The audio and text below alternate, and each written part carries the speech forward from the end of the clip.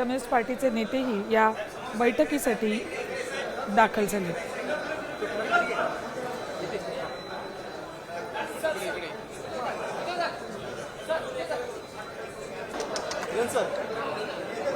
येत्या काळात राज्यामध्ये निवडणुका होऊ घातलेल्या आहेत।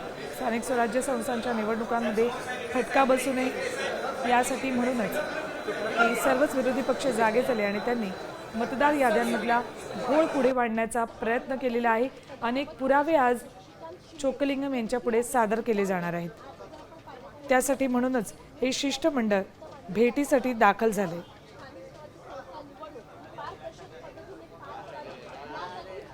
राज ठाकरे काही वेळापूर्वी पोहोचले, त्यांच्या पाठोपाठ उद्धव ठाकरे आणि जयंत पाटीलही पोहोचले, त्याची ही दृश्य।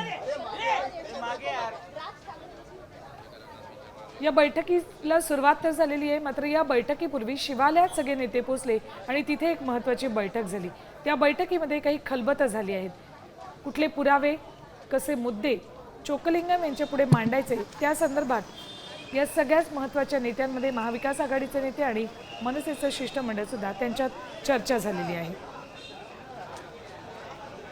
लोकसभा आणि विधानसभा निवडणुकीत मत चोरी झाल्याच्या आरोपांच्या पार्श्वभूमीवर आगामी स्थानिक स्वराज्य संस्थांच्या निवडणुकांपूर्वी निवडणूक यंत्रणेतील दोष आणि ईव्हीएम मधील कथित गैरव्यवहारांवर या सगळ्या पक्षांकडून बोट ठेवण्यात आलं आणि त्याच संदर्भातले मुद्दे आता चोक्कलिंगम यांच्या पुढे मांडले जात आहेत। काही पुरावे सुद्धा आज सादर केले जाणार आहेत।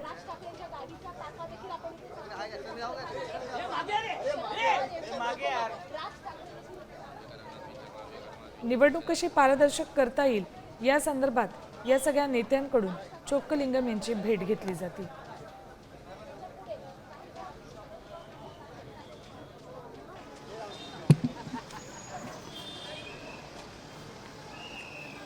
काही वेळापूर्वीचे हे दृश्य आहेत। यापूर्वी हे सगळे नेते शिवालयात भेटले होते।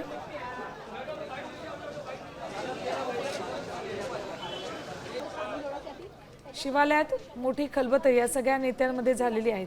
कुठले मुद्दे चोक्कलिंगम यांच्या पुढे वाचायचे त्या संदर्भात या सगळ्या नेत्यांमध्ये चर्चा झालेली आहे, रणनीती ठरवण्यात आली आणि त्यानंतर आता हे सगळे नेते पोहोचलेत मंत्रालयात। इथे निवडणूक आयोगाच्या सभागृहामध्ये चोक्कलिंगम यांच्यासोबत त्यांची बैठक सुरू झालेली आहे। आता isakal.com आहे देशातील नंबर 1 ची मराठी न्यूज वेबसाईट।